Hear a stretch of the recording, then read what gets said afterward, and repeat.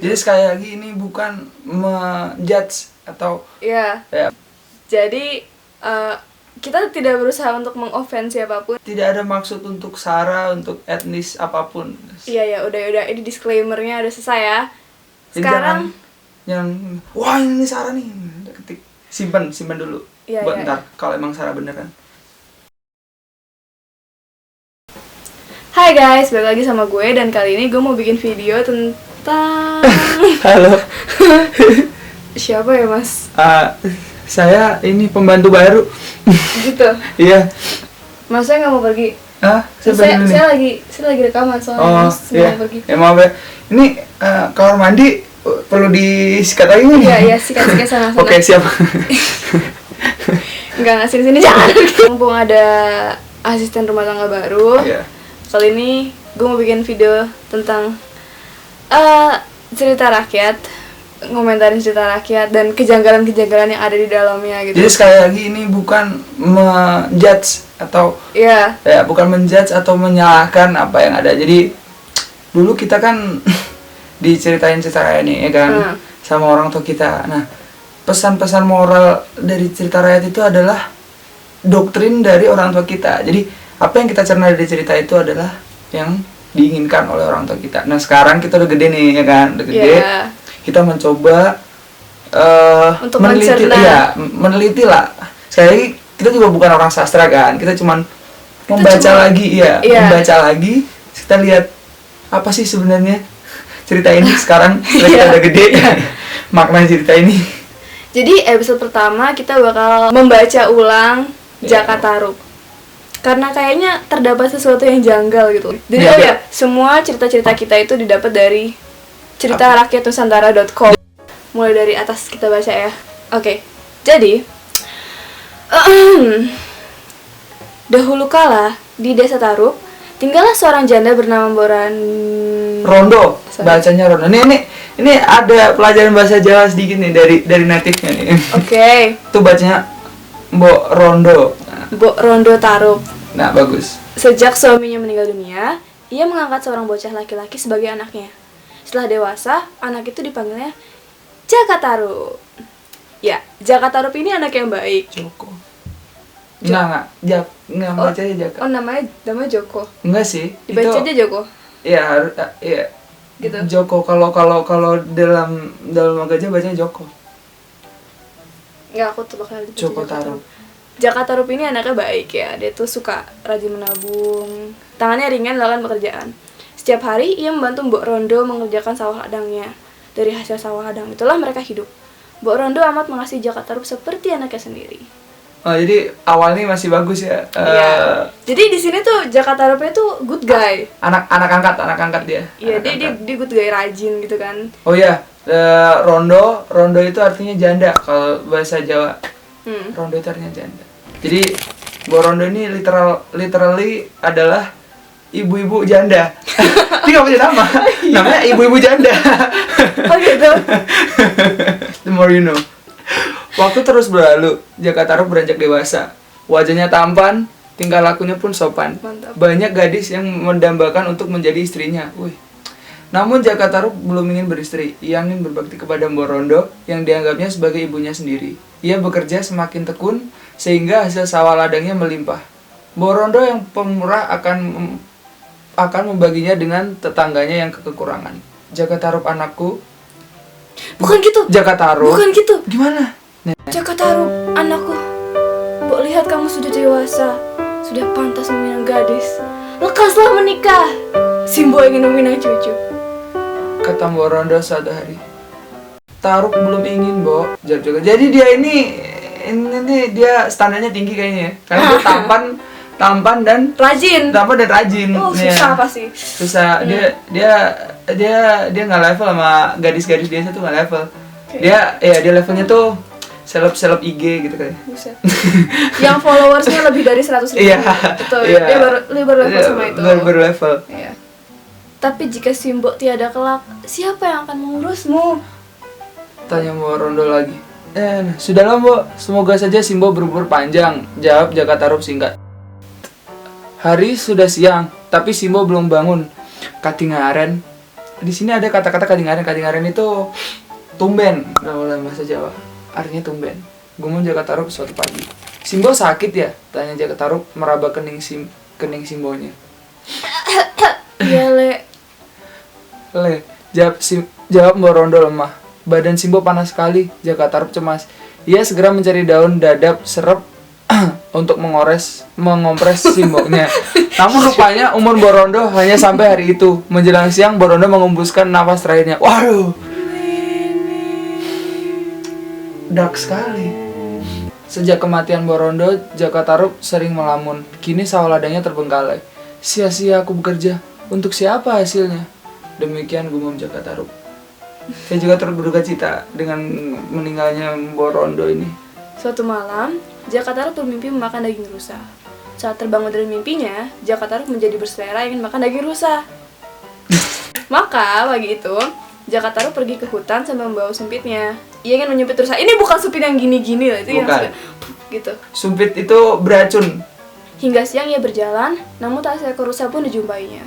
Jangankan rusa, kancil pun tidak ada. Apa? Soalnya kancil lagi ada di cerita lainnya. Ya, nanti kita akan ke situ. Kenapa kancil tidak muncul di ceritanya? Nanti ada episode selanjutnya. Ini konspirasi sebenarnya. Padahal Jaka Tarub sudah masuk hutan yang jarang diambah manusia. Ia kemudian duduk di bawah pohon dekat telaga melepas lelah. Angin sepoi-sepoi membuat dia tidur. Tiba-tiba, sayup-sayup terdengar. Sayup-sayup terdengar derai tawa perempuan yang bersukaria. Jaka Tarub tergagap. Suara orangkah itu? Ya, gue cek takut kalau jadi Jaka Tarub. Jadi orang? Apa sih? Dia tidur di dalam hutan, di tengah hutan. Dia tidur di tengah hutan. Tiba-tiba ada suara orang. Takut tuh. Kalau nggak takut justru sih. Kalau nggak takut justru aneh. Kalau nggak takut. Ini latarnya kapan sih? Pokoknya dia bangun tidur, tiba-tiba dia pengen makan rusa, ya kan? Ya udah, gitu deh pokoknya. Terus dia ke warung nggak ada yang jual rusa, makanya dia harus menyumpit, rusanya disumpit. Kenapa harus specifically disumpit gitu loh? Kenapa nggak dipanah atau ditekel gitu? Itu kayak lebih efektif kalau dipanah deh. Kalau menurut saya lebih efektif. Kenceng gitu. Lebih efektif itu ditekel sebenarnya, kita kejar kan. Itu kayak ditubruk gitu. Di sliding, dipantau, di sliding dah. Aduh. Udah tuh, lanjut. Pandangannya ditujukan ke telaga. Ini boleh masuk ke inti ceritanya nih. Iya. Lalu di telaga tampak 7 perempuan cantik tengah bermain-main air, bercanda dan bersukaria. Jaka Tarub menganga melihat kecantikan mereka. Sebentar. Cewek main air di telaga. Dia ngintip ya? Diliatin gitu. Dia ngintip ya? Tuh, dia lihat tadi Jaka Tarub menganga. Berarti dia tidak mengalihkan pandangannya. Dia kayak sorry, tadi ada beberapa kendala. Kenapa? Padahal lagi viral banget ya. Iya, lagi kayak menghakimi seseorang. Oh enggak. Kita tidak menghakimi. Kita hanya memberikan opini. Iya, kita hanya bereaksi. Oke, tadi sama mana dah? Oh iya, Jaka Tarub menganggap melihat kecantikan mereka. Menganga. Tolong dicamkan di pikiran Anda masing-masing bahwa dia ini Jaka Tarub ini dia mengintip wanita sedang mandi sambil menganga, ya. Tolong dicatat. Menganganya itu coba dicatat. Enggak. Oke. Kita teruskan aja langsung ya. Biar makin jelas situasinya. Iya. Biar enggak salah paham. Iya. Tak jauh dari telaga, tergeletak selendang mereka. Tanpa pikir panjang, diambilnya satu selendang, kemudian disembunyikannya.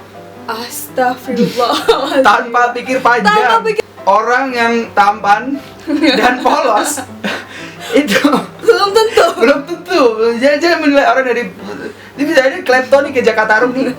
Ya udah, tuh. Tadi dia ngintip sambil menganga. Sekarang dia ngambil. Bukannya dia pergi nih. Dia mengambil selendang orang tanpa pikir panjang. Nih Mas, ayo cepat naik ke darat. Hari sudah sore. Kita harus segera kembali ke kayangan, kata bidadari tertua. Bidadari yang lain pun naik ke darat. Mereka kembali mengenakan selendang masing-masing. Namun salah satu bidadari itu tak menemukan selendang. Kakang Bo, selendangku tidak ada, katanya. Kemana ya? I wonder.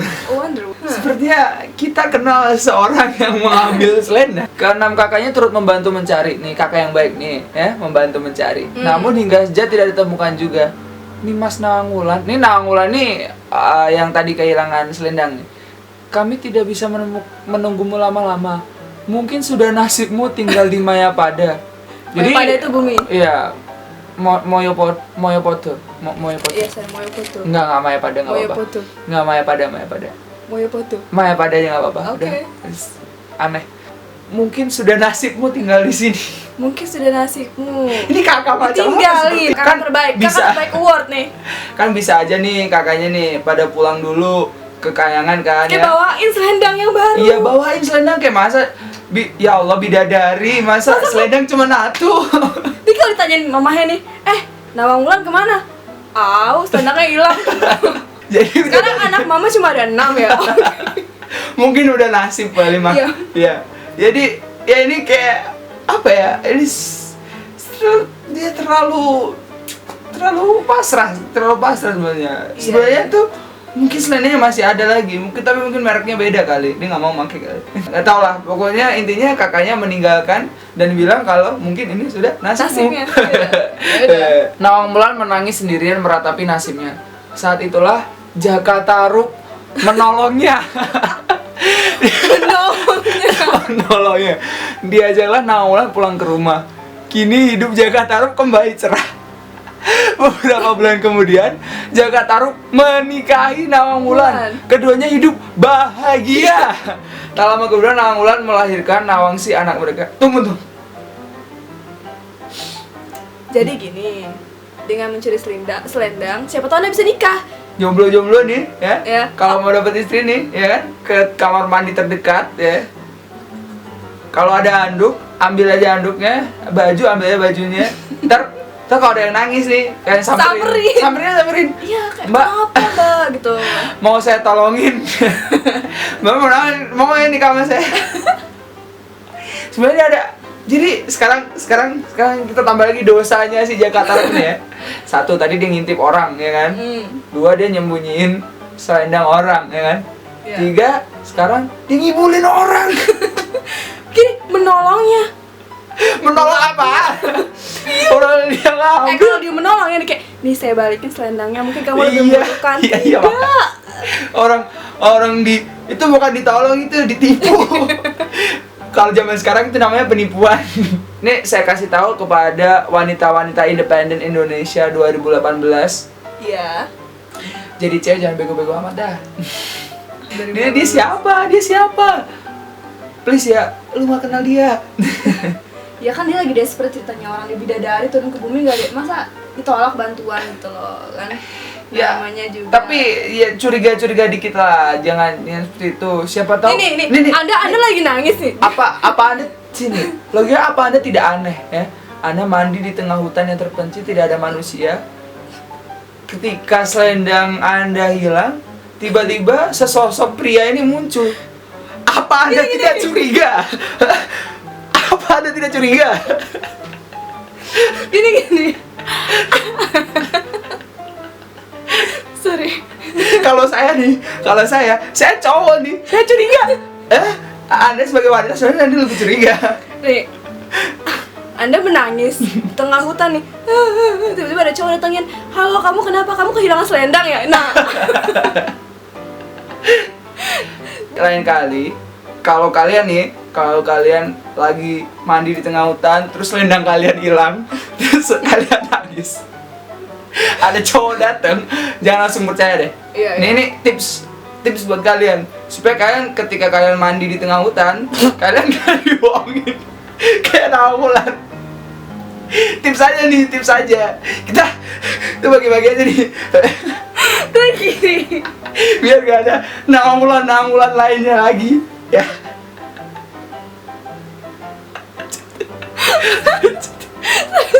Kawan. Ya.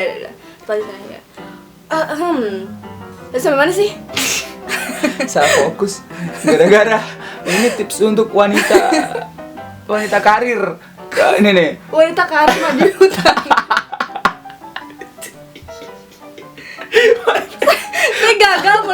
nasi dan dua itu saya bingung. Pada suatu hari Nawang Wulan berpesan kepada Jaka Tarub nih. Kakang, aku sedang memasak nasi, tolong jagakan apinya. Aku hendak ke kali, tapi jangan dibuka tutup kukusan itu. Pinta Nawang Wulan. Sepeninggal istrinya, Jaka Tarub penasaran dengan larangan istrinya. Maka dibukanya kukusannya itu. Ngintip. Apa? Itu. Ngambil selendang orang. Ngambil barang yang bukan punya dia, coba. Apa? Oke. Iya. Menipu orang, dinikahin sama dia. Lah ini cuma dititipin, jangan dibuka. Dibuka, ya Allah. Saya mulai tidak percaya dengan deskripsi dongeng ini ya. Lihat di atas. Di awal nih. Jaka Tarub wajahnya tampan, tingkah lakunya sopan. Sopan dari mana? Kalau kayak gitu sopan. Ya nggak sopan gimana coba? Udah dipesan sama istri satu aja. Jangan dibuka kukusan nasinya. Bandel banget sih. Nasi dibuka, ya Allah. Aduh. Tuh. Maka dibukanya kukusan itu. Setangkai padi nampak berada dalam kukusan. Pantas padi di lumbung tidak pernah habis. Rupanya istriku dapat memasak setangkai padi menjadi nasi satu kukusan penuh. Saat Nawang Wulan membuka tutup kukusan, setangkai padi pun masih tergolek dalamnya. Taulah ia bahwa suaminya telah membuka kukusan sehingga hilanglah kesaktiannya. Sejak saat itu Nawang Wulan terus menumbuk dan menampi beras untuk dimasak seperti wanita umumnya. Jadi begini, Nawang Wulan ya, dia pulang, terus dia tahu lakinya ini tidak menepati janjinya. Bukannya marah. Ini biasa aja. Bodoh amat. Ya. Ini pesan lagi untuk kalian. Ada kemampuan lagi. Wanita 2018. Nah, jadilah wanita yang kuat. Kalau memang salah, bilang salah. Kalau masalah bilang salah, jangan begitu. Kamu tuh nggak pernah ya ngatin aku. Udah aku bilang jangan dibuka. Karena tumpukan padi, jadi dia sekarang masak padi harus banyak kayak orang biasa kan. Tumpukan padi terus berkurang. Suatu waktu Nawang Wulan menemukan selendang bidadarinya terselip di antara tumpukan padi.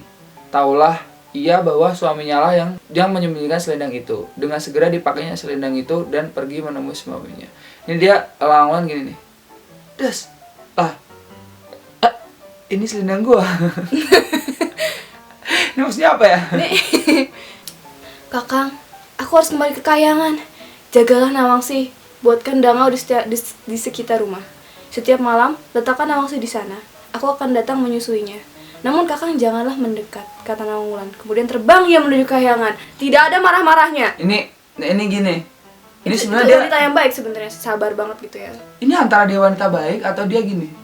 Ini kalau sekarang ini dia nggak marah, nih. Begitu ada kesempatan untuk ini dia langsung kabur deh, langsung gugat cerai dia.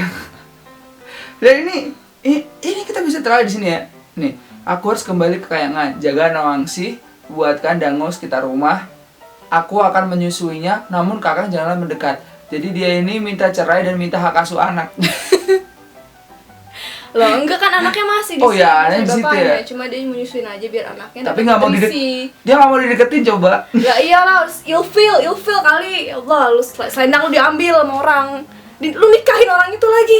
Coba gimana perasaan lu? Dia menyesal kali ya. Aduh, selama ini gue menikahi orang yang udah ngambil selendang gue. Jaka Tarub menuruti perintah istrinya. Ia buatkan dangau di sekitar rumah. Setiap malam ia memandangi anaknya bermain dengan ibunya. Setelah Nawangsi tertidur, Nawang Wulan kembali ke Kayangan. Demikian hal itu terjadi berulang-ulang hingga Nawangsi besar. Walaupun demikian, Jaka Tarub dan Nawangsi merasa Nawang Wulan selalu menjaga mereka. Emang nggak tahu di Jaka Tarub. Di saat keduanya mengalami kesulitan, bantuan akan datang tiba-tiba. Karena itu adalah bantuan dari Nawang Wulan. Tuh, dia apa sih? Kalau ini ya, ini saya tidak tahu nih. Tapi kalau secara hukum, kalau habis ini laki-laki dan perempuan, mereka bercerai. Ini seharusnya yang ngasih bantuan. Ini pesan lagi buat kalian wanita 2018. Jangan mau diginiin. Ya, kalau ada cowok kayak gini nih, jangan dideketin. Ini kadang nih walaupun kelihatannya tampan nih ya, tapi Polos. biasanya suka itu dibalik semua itu ada suatu Tukang bohong. Iya, Tukang bohong. suka ngambilin barang, suka gimana? Iya. Gimana kita bisa percaya sih di tahun 2018 ini? Kalian jangan menilai orang dari tampangnya deh. Iya, itu pesan moralnya sebenarnya selama ini itu. Kalian Jangan jangan gampang percaya sama orang. Jangan percaya. Nah, kita lihat nih pesan moral. Ini ada situs lagi dari dongengceritarakyat.com. Ini dia mencantumkan pesan moral ini. Pesan moralnya, tepati janji yang telah kamu ucapkan. Tidak menepati janji hanya akan membawa keburukan di masa yang akan datang. Selain itu, jangan mudah mengucapkan janji atau sumpah. Nah, tidak ada yang mengatakan tentang jangan mengambil barang orang lain, jangan mengintip wanita sedang mandi. Jangan menipu orang. Jangan menipu, gimana sih? Kalau dibilangin sama bininya nurut. Padahal itu esensi terpenting, coba. Ini sebenarnya pesan moral dari cerita ini apa? 1, jangan jadi Jakatarup. Jangan jadi Jakatarup dan jauhi orang-orang seperti Jakatarup. Jangan berteman dengan orang-orang seperti Jakatarup. Ini kalau kalian lihat nih, teman kalian, wah ini kayaknya Jakatarup. Memiliki sindrom Jakatarup. jangan berteman sama mereka. Nggak baik, mereka nggak baik. Anda melihat anak Anda berteman dengan seorang seperti Jakatarup, jangan mau. Iya. Jadi intinya adalah Jakatarup ini adalah seorang Jakatarup. Makanya jangan jadi Jakatarup. Udah sekian. Jadi kita nanti formatnya seperti ini. Kita membaca apa nih? Membaca cerita-cerita rakyat dari semua daerah di Indonesia. Dari cerita rakyat Nusantara.com. Iya, dari sini nih. Ini kalian cek data out aja sih. Iya. Atau enggak tulis di komen nih. Iya. Apa nih selanjutnya yang mau dibahas? Mau membahas apa kita? Iya, mau ngebahas cerita apa nih yang menurut kalian itu wah kayak dulu ceritanya tuh menginspirasi begitu. Iya, kita mungkin bakal share tentang Sangkuriang atau mungkin Kancil, kenapa tadi dia nggak ada di hutan waktu cari nama Jakatarup. Konspirasi antara Kancil dan Jakatarup mungkin ya mungkin juga bisa aja lah. Iya. Udah sekarang Mas sana bersih-bersih. ART kan? Iya. Masih ART saya. Iya. Dadah. Saya pamit dulu mau bersihin kamar mandi. Ya udah. Ya hati yang bersih. Dadah. Sana. Aduh. Sahabat kayak set. Well. Bye. Gambarnya aja ditinggalin Nah, Ulan itu masih mandi dia masih mandi nih. Nih, kalau mau lihat ya di cerita rakyatnusantara.com, gambarnya Jakatarup. Nah, Ulannya masih mandi, belum pakai baju dia. Iya, kakaknya udah ninggalin dia. Udah pergi aja. Dadah. Nasi blue, ini mungkin nasi blue gitu. Makanya jangan jadi Nang Ulan.